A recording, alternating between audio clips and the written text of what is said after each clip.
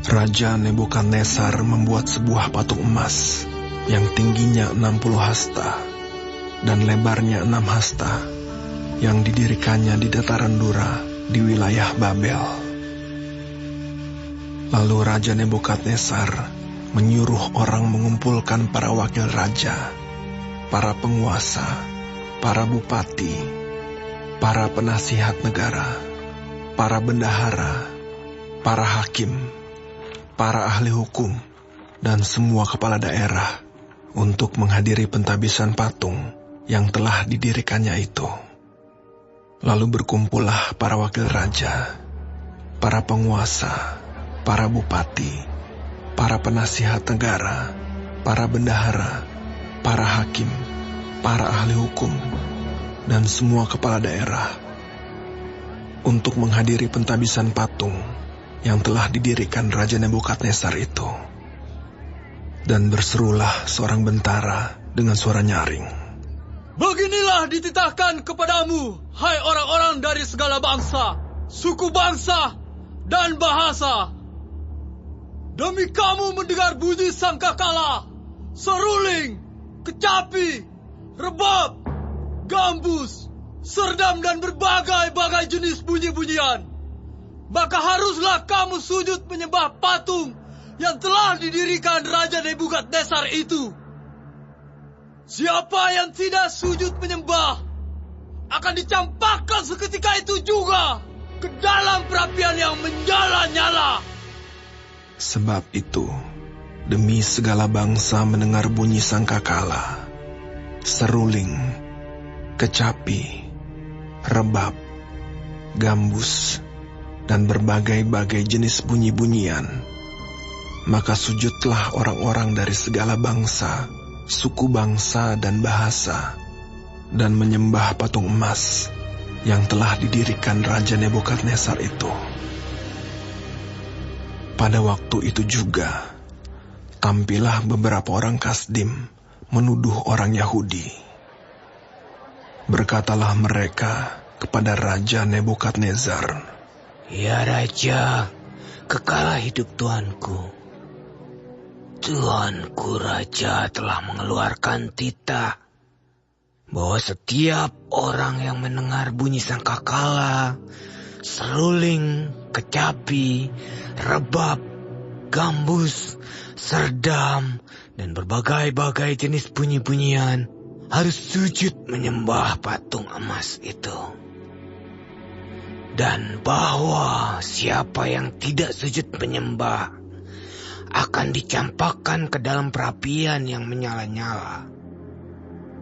Ada beberapa orang Yahudi yang kepada mereka telah Tuanku berikan pemerintahan atas wilayah Babel, yakni Sadrak, Mesak, dan Abednego. Orang-orang ini tidak mengindahkan titah Tuanku, ya Raja.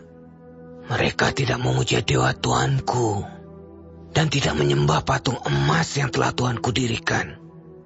Sesudah itu, Nebukadnezar memerintahkan dalam marahnya dan geramnya untuk membawa Sadrak, Mesak, dan Abednego menghadap.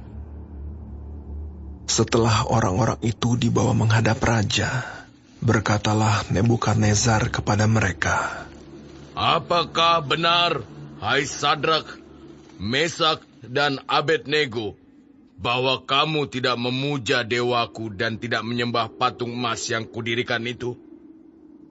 Sekarang, jika kamu bersedia, demi kamu mendengar bunyi sangkakala, seruling, kecapi, rebab, gambus, serdam, dan berbagai-bagai jenis bunyi-bunyian, sujudlah menyembah patung yang kubuat itu.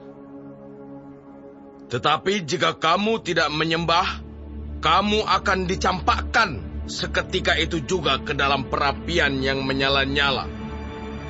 Dan dewa manakah yang dapat melepaskan kamu dari dalam tanganku?"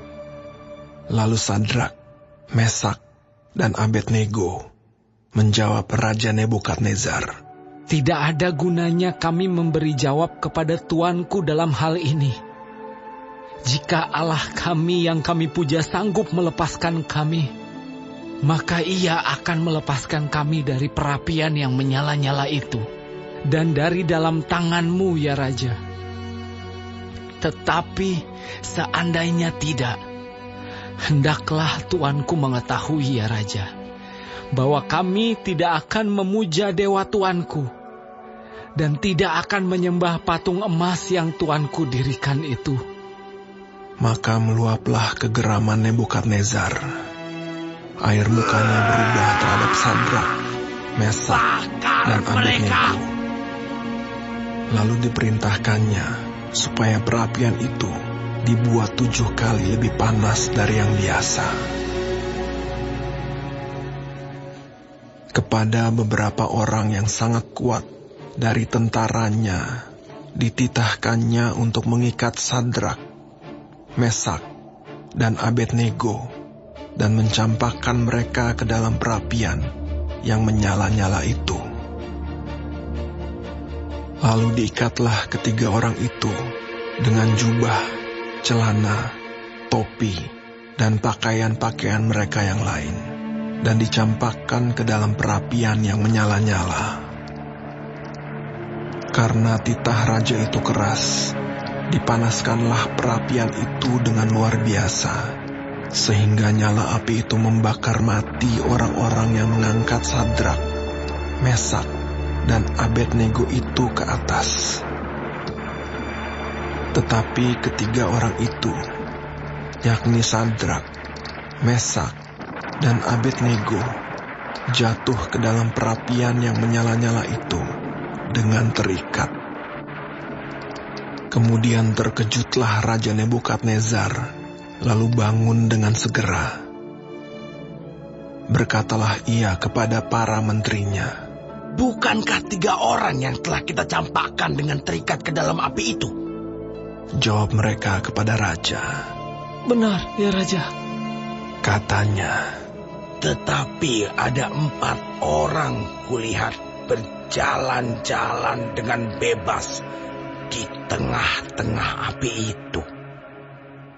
Mereka tidak terluka, dan yang keempat itu rupanya seperti anak dewa." Lalu Nebukadnezar mendekati pintu perapian yang bernyala-nyala itu. Berkatalah ia, "Sadrak, Mesak, dan Abednego, hamba-hamba Allah yang maha tinggi, keluarlah dan datanglah kemari." Lalu keluarlah Sadrak, Mesak, dan Abednego dari api itu. Dan para wakil raja, para penguasa, para bupati, dan para menteri raja datang berkumpul. Mereka melihat bahwa tubuh orang-orang ini tidak mempan oleh api itu, bahwa rambut di kepala mereka tidak hangus, jubah mereka tidak berubah apa-apa, bahkan bau kebakaran pun tidak ada pada mereka. Berkatalah Nebukadnezar, "Terpujilah Allahnya Sadrak, Mesak, dan Abednego. Ia telah mengutus malaikatnya dan melepaskan hamba-hambanya yang telah menaruh percaya kepadanya dan melanggar titah raja, dan yang menyerahkan tubuh mereka, karena mereka tidak mau memuja dan menyembah Allah manapun kecuali Allah mereka.